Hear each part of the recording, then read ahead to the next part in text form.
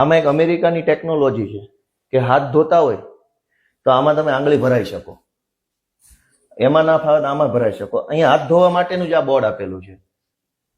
આવી ટેકનોલોજી દુનિયામાં ક્યાંય નહીં, અમેરિકા સિવાય બીજે આપણે આ ભારત દેશમાં વિસાવદરના બરડિયામાં છે. બીજે ક્યાંય આ ટેકનોલોજી તમને જોવા નહીં મળે, કેમ કે અહીં કઈ ટેબલ, ખુરશી, કોમ્પ્યુટર, પ્રિન્ટર કઈ છે નહીં, ખાલી હાથ ધોવાનું છે. હાથ ધોતા ધોતા એમ થાય કે આ સરકારથી બહુ તકલીફ પડે છે, મરી જવું છે, તો આમાં આંગળી ભરાઈ શકો. એના માટે અમેરિકન ટેકનોલોજીની વ્યવસ્થા છે.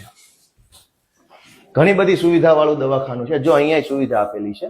આ 1 કરોડ ને 14 લાખ રૂપિયાનું, દૂરથી બતાવો ને, ઝૂમ કરો ક્યાંક, એવું સિસ્ટમ આવડતી હોય એવું કરો ભાઈ.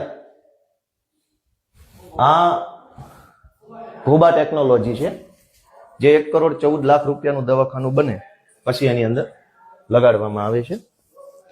પછી આ છે હેન્ડીકેપ ટોયલેટ, વિકલાંગ વ્યક્તિઓનું ટોયલેટ છે. હવે વિકલાંગ વ્યક્તિને આ વોશ બેસિન છે.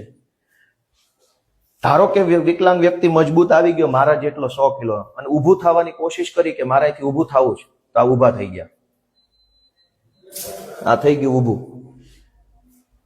હું તો 60 કિલોનો નથી, 80 કિલો. આ વિકલાંગ વ્યક્તિનું સપોર્ટ લેવાની સિસ્ટમ છે. મેં સપોર્ટ લીધો. વિકલાંગને ઘણીવાર પગ ના હોય, એનું શરીર હેવી હોય. હવે આને અડવું નથી, આ તો બહુ મજબૂત હશે એવું માની લઈએ છીએ. આ છે ઓસ્ટ્રેલિયન ટેકનોલોજીનું.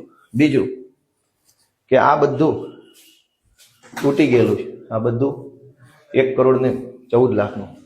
દુનિયાની 9મી અજાયબી છે. હવે અહીંયા પુરુષ માટેનું ટોયલેટ છે, મેલ ટોયલેટ. એનો દરવાજો જોવો જોઈએ. દરવાજો કેવો દેખાય? અહીં લાવો ને, અહીં લાવો. દરવાજાની સાઈઝ જોવો, 1.5 ફૂટનો દરવાજો. મારા કોણીથી એટલા હાથનો દરવાજો. પણ એકચ્યુઅલ દરવાજો કેવડો છે? આ તો મોટો છે.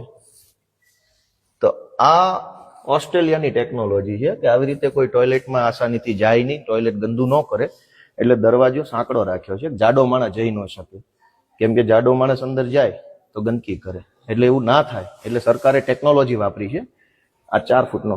અને હવે જો અહીંયા અમારી કોણી સુધી આવે છે. અહીં નીચે બેસીએ તો કોણી સુધી નથી આવતું, સાંકડું થઈ જાય. એટલે કે આમ વી શેપનો દરવાજો બનાવ્યો છે. 1.5 ફૂટ, અહીંથી 1.25 ફૂટ, અને નીચે જતા 1.5 ફૂટનો વી શેપનો દરવાજો છે. આ ટેકનોલોજી વિદેશમાં જોવા મળે છે.